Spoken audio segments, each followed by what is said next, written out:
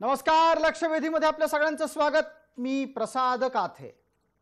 महाराष्ट्रात एकापाठोपाठ एक महिला अत्याचाराच्या घटना उघडकीस आल्या आणि लगोलग त्या महिलांवर अत्याचार करणारी माणसं कुठल्या प्रांताची, धर्माची, जातीची आहेत याचा शोध सुद्धा काही सूज्ञ माणसांनी घेतला। हा शोध घेणारं एक सूज्ञ व्यक्तिमत्व आहे संजय राऊत। संजय राऊत हे शिवसेनेच्या मुखपत्राचे कार्यकारी संपादक आहेत, राज्यसभेचे सदस्य आहेत।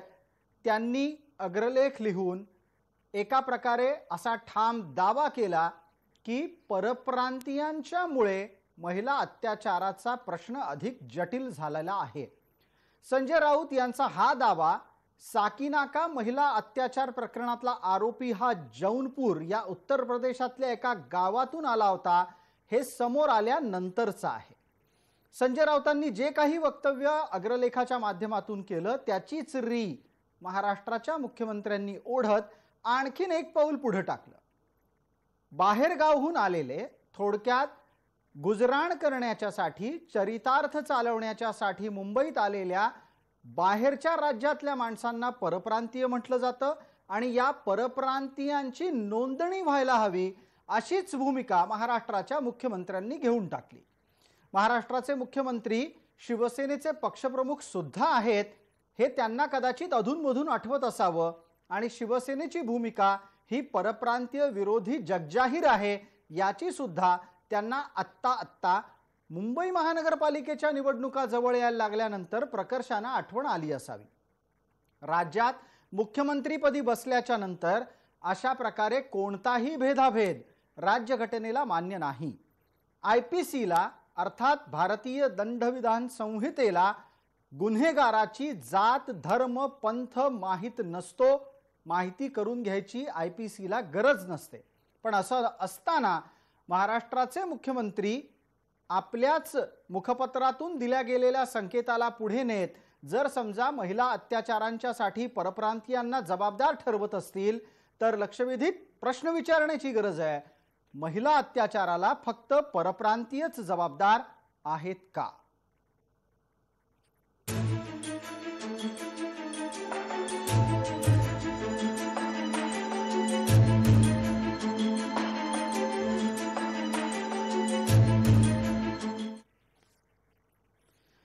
महिला अत्याचाराच्या संदर्भातली चर्चा परप्रांतीयांच्या दृष्टिकोनातून करण्यापूर्वी साकीनाक्यातल्या घटनेच्या नंतर महाराष्ट्रात झालेल्या अत्याचारांची एक यादी आम्ही आपल्या समोर सादर करतोय। ही यादी ग्राफिक्सच्या माध्यमातून आपल्या समोर टीव्ही स्क्रीनवर येते, ती पहा। साकीनाक्यातला अत्याचार हा दिल्लीतल्या निर्भयाप्रमाणे होता असं सांगितलं गेलं आणि त्यानंतर अत्याचारांची मालिकाट समोर आली। अमरावतीमध्ये अल्पवयीन मुलगी अत्याचारामुळे गर्भवती ठरली। त्या अल्पवयीन मुलीनं लाजेखातर आत्महत्या केली। हे अमरावतीत घडलं। इथं कुठलाही परप्रांतीय आरोपी नाही। खेड, पुणे जिल्हा, अल्पवयीन मुलीवर बलात्कार झाला। या अल्पवयीन मुलीवर झालेल्या बलात्कारामध्ये 5 नराधमांनी तो लैंगिक अत्याचार केला तर एकानं तिचा विनयभंग केला। यात परप्रांतीय आरोपी दिसलेले नाही।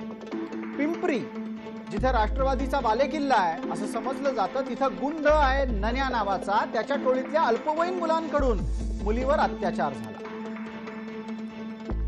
पालघरमध्ये 12 वर्षीय मुलाकडून 5 वर्षाच्या मुलीवर लैंगिक अत्याचार झाला।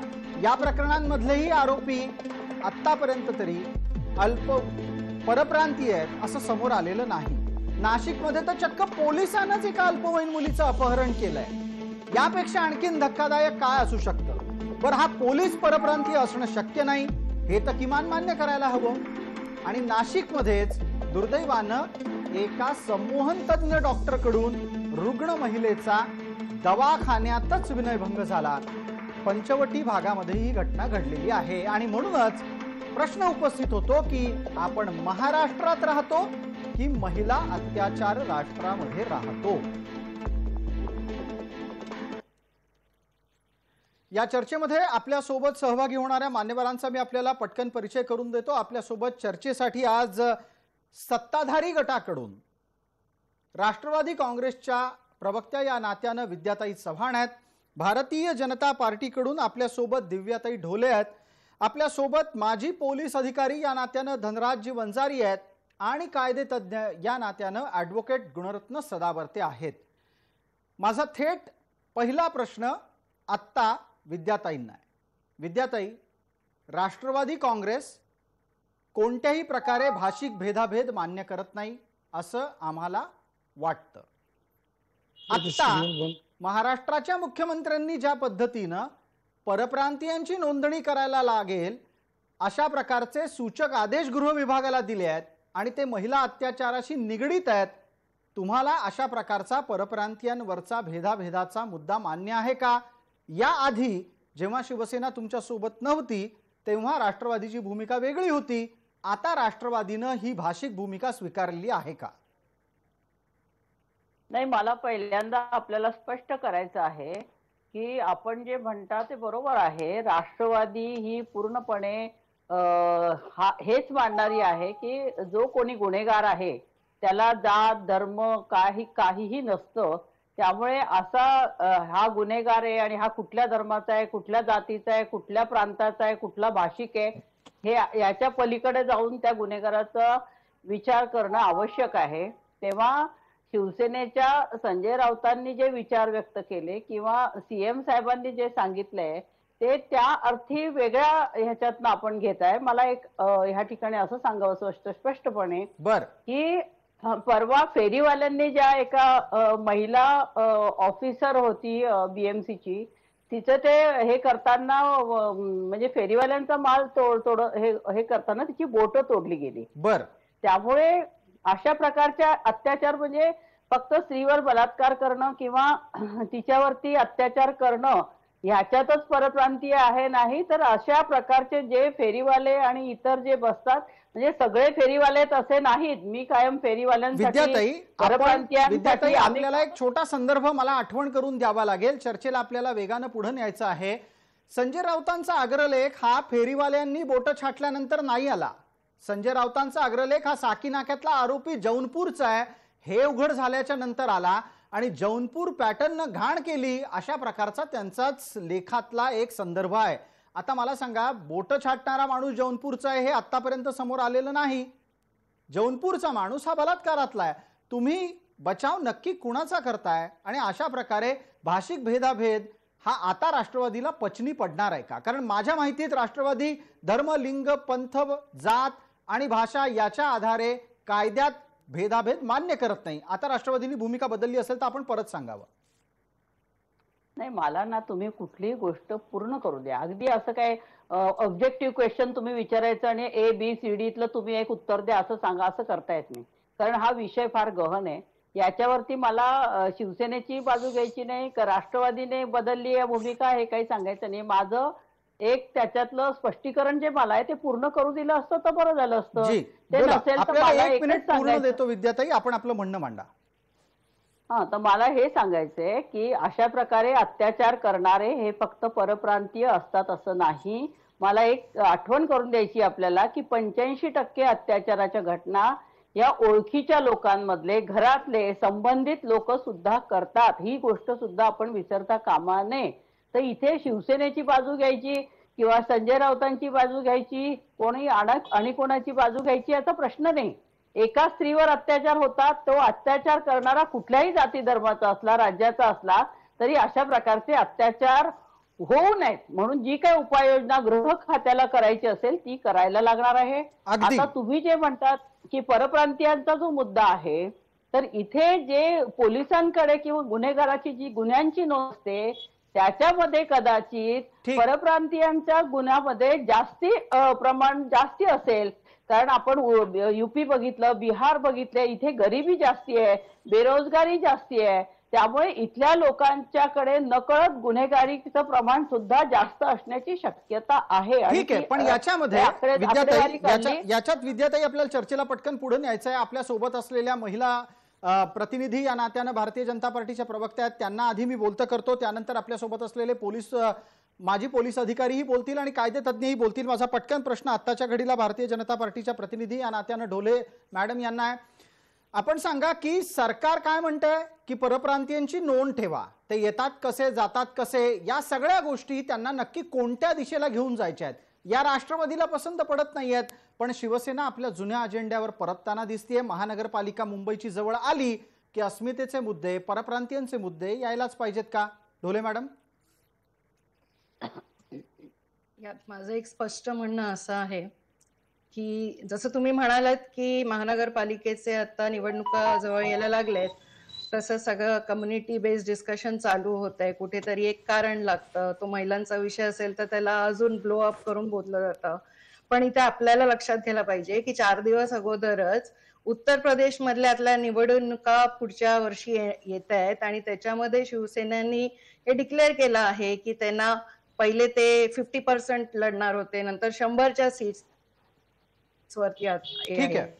तर मुंबईमध्ये परप्रांतीय उत्तर प्रदेशचे आहेत म्हणून त्यांच्यावरती आता त्यांची नोंद ठेवायची गरज पडायला लागली आहे. आणि दुसरीकडे मग उत्तर प्रदेशमध्ये जाऊन त्यांना निवडणुका पण लढायच्या आहेत. तर मग यांची भूमिका नक्की काय आहे? आणि इथे मुद्दा आहे तो महिलांच्या सुरक्षिततेचा आहे. मग ती रेप केस असो, मर्डर केस असो, मॉलेस्टेशन असो, हरेसमेंट असो, याच्यामध्ये तुम्ही होलिस्टिक व्ह्यू मध्ये याचा विचार केला पाहिजे. आज तो फक्त युपीचा निघाला म्हणून आपण सगळ्यांची नोंद करायला लागणार आहोत, तर आपल्या इथं तर सिस्टम कधीपासूनच लागू आहेत. मग याच्याबद्दल कितीतरी वर्षापासून लोक म्हणतायत की जे परप्रांती लोंढेचे लोंढे कुर्ला स्टेशनला आहेत, स्टेशनला आहेत, पण आत्ताच्या घडीला ढोले मॅडम, ज्या पद्धतीनं बलात्काराच्या चष्म्यातून सगळ्या परप्रांतीयांना एक समान समजलं जात आहे, हे राज्यघटनेला छेद देणारं नाही का? याच्यावर गुणरत्न सदावर्ते आपण बोलतो व्हा. दुसरा मुद्दा, जर समजा अशा प्रकारच्या नोंदी होऊ घातल्या तर तुम्ही काय करणार आहात कायदेतज्ञ म्हणून? सगळ्यात अगोदर लिखित भारताचं संविधान डॉक्टर बाबासाहेब आंबेडकर यांच्या हस्ताक्षरातलं ते आर्टिकल 5 भारताचं जे संविधानाचं आर्टिकल आहे त्याच्यामध्ये स्पष्टपणे या भारत भूमीवर जो कोणी संविधानाच्या म्हणजे याच्या स्वातंत्र्याच्या नंतर आणि म्हणजे संविधानाच्या काल निर्मितीच्या वेळेस जो जन्मला आणि त्यानंतर जन्मले त्या सर्वांना जम्मू काश्मीर पासून ते कन्याकुमारी पर्यंत जो भारताचा भूभाग आहे तिथे म्हणजे वास्तव्यासाठी राहण्याचा, तिथे जाऊन काम करण्याचा, स्वतःची प्रगती करण्याचा, एक्सप्रेशनचा पूर्णतः अधिकार देण्यात आलेला आहे. उद्धव मुख्यमंत्री आहेत म्हणून ते त्यांची जहागीरदारी नाही की कोण कुठे राहावं, किंवा शरद पवारांचा पक्ष मुख्यमंत्री उद्धव यांच्या सोबत सत्तेत आहे म्हणून त्यांची सुद्धा ती जहागीरदारी नाही आहे. दुसरी गोष्ट मला तुम्हाला सांगायचं आहे, राज ठाकरे सारख्या संघटना निवडणुकीच्या वेळेस जसं ते म्हणजे आपण म्हणतो विशिष्ट काळामध्ये काही पिकं वर येत असतात पावसाळ्यामध्ये, तसं वर येणाऱ्या संघटनांची भीती कोणी बाळगणार नाही. मी चॅलेंज देतो जय महाराष्ट्र चॅनलच्या माध्यमातून, राज ठाकरे असतील, मुख्यमंत्री उद्धव असतील, शरद पवारचे पक्ष असतील, अशोक चव्हाण असतील, तुम्ही एकाही परप्रांतीय माणसाला या महाराष्ट्रातून नोंदणी करा जबरदस्ती म्हणून आणि या राज्यातून बाहेर या बंबईमधून बाहेर जा. या बंबईला घडवण्यामध्ये केरळातल्या स्टेरोनी आपलं म्हणजे सर्वस्व पणाला लावलेलं आहे. गुजरातच्या माझ्या भावानी इथे झेरॉक्स काढून हे केलेलं आहे, युपीच्या भावानी टॅक्सी चालवलेली आहे, बिहारच्या भावानी कष्ट केलेले आहेत आणि वेगवेगळ्या प्रांतातल्या भावांनी येऊन ब्रेवरी दाखवून ही मुंबई घडवलेली आहे. कोणाच्या जहागीरदारीची मुंबई नाही, संविधान संरक्षित मुंबई आहे. त्यामुळे सदावर्तीजी एकच मिनिट, एक गोष्ट लक्षात घ्यायला हवी आपल्याला की ही मुंबई जशी सगळ्यांची आहे तशीच ती मराठी माणसाची सुद्धा आहे. अर्थात अत्याचार आणि गुन्हा करणं याच्या चष्म्यातून कोणत्या एका फक्त समाजाला पाहता येणार आहे का की नाही, याच्यावर आपलं कायदेशीर मार्गदर्शन अपेक्षित करतो.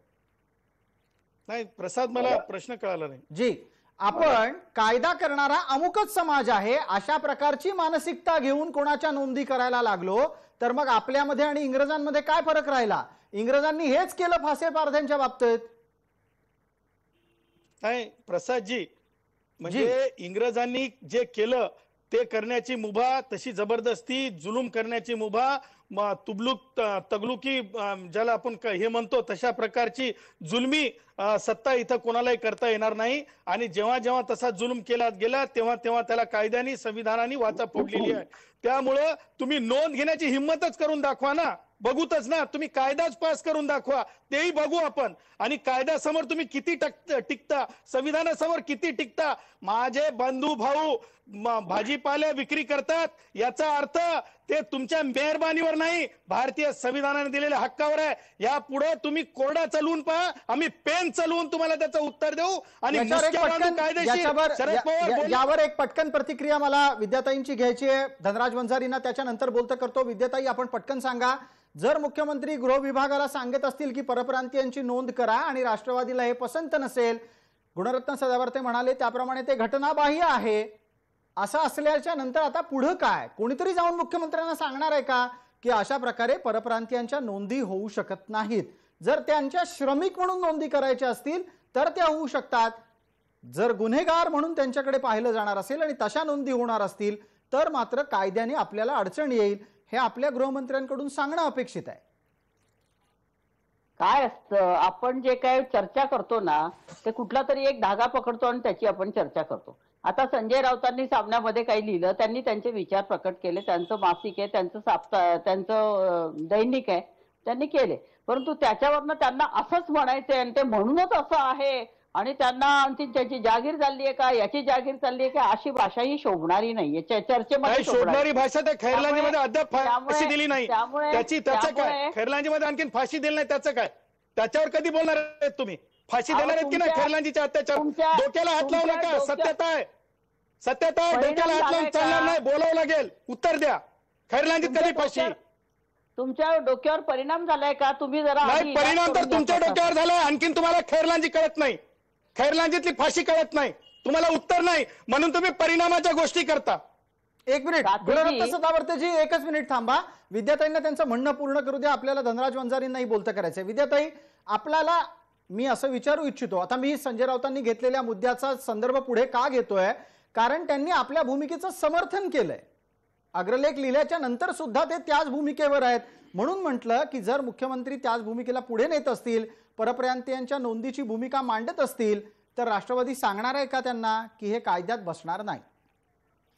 काथेजी, मला तुम्हाला एक सांगायचं, मी ते स्पष्टीकरण पूर्ण करायचे आता ते वकील महोदय बोलायला लागले, मी थांबवलं, त्यांना जरा शांत करा.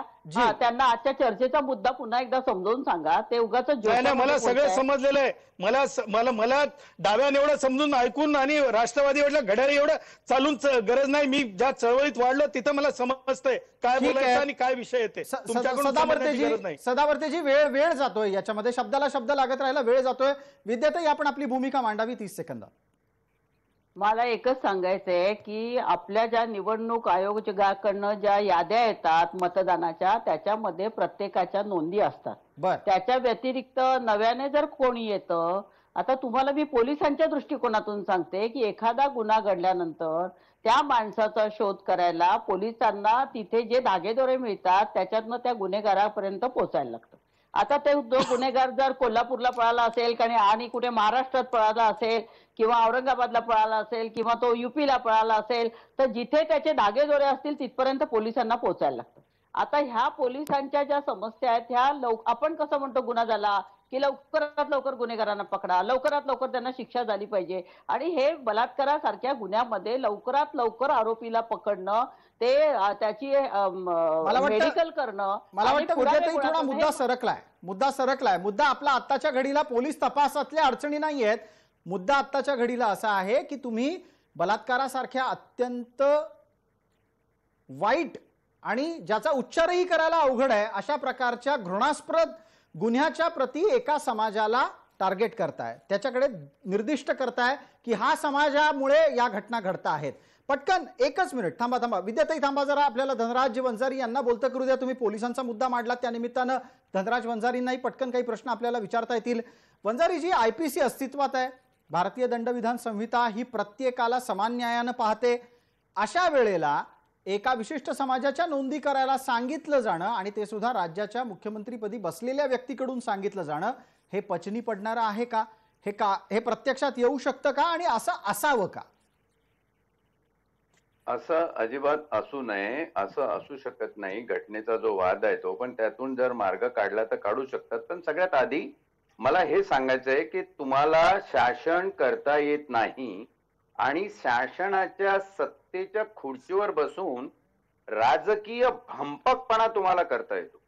तुम्हाला त्या प्रकरणाचं गांभीर्य, मानवतेचं वेदना, दुःख कळत नाहीये. तुम्हाला तुमचा भंपकपणा जास्त महत्वाचा वाटतो. या ठिकाणी लाज वाटायला पाहिजे शासनाला, जे करायला पाहिजे ते न करता. अरे 173 सामाजिक संस्था आहे स्त्रिया आणि बालकांसाठी काम करणाऱ्या, ज्यांना शासन आर्थिक मदत पुरवतं. त्या संस्था काय करतात आहे? तुमचा कायदा कुठे आहे? तुमचा शक्ती कायदा.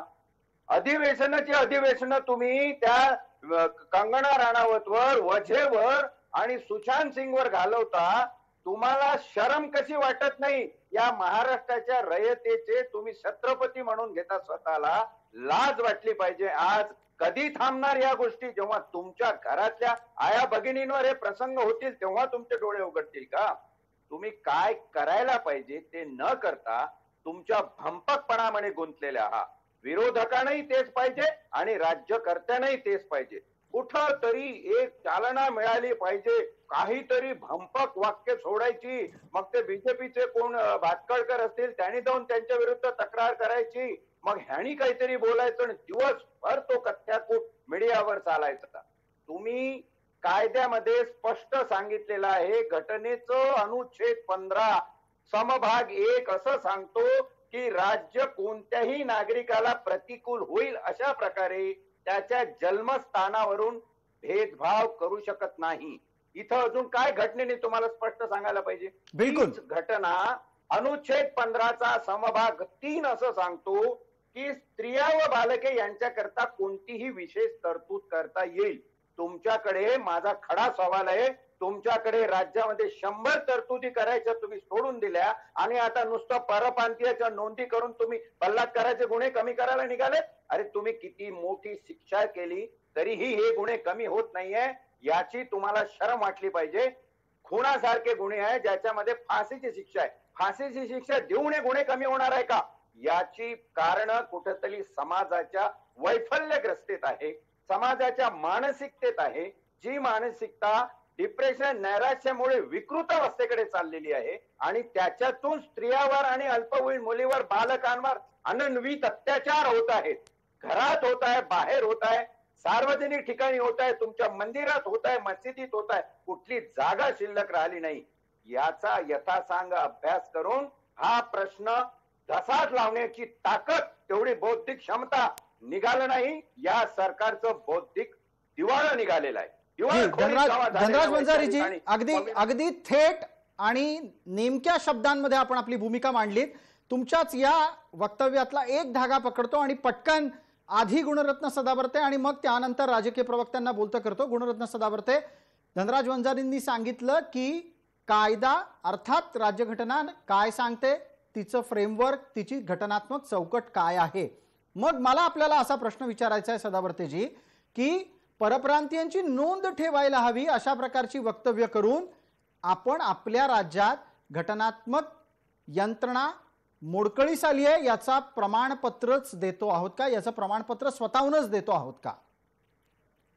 एक लक्षात घेतलं पाहिजे, जसं आताच माननीय धनराज वंजारी साहेबांनी सांगितलं, त्यांच्या मताशी मी सहमत आहे.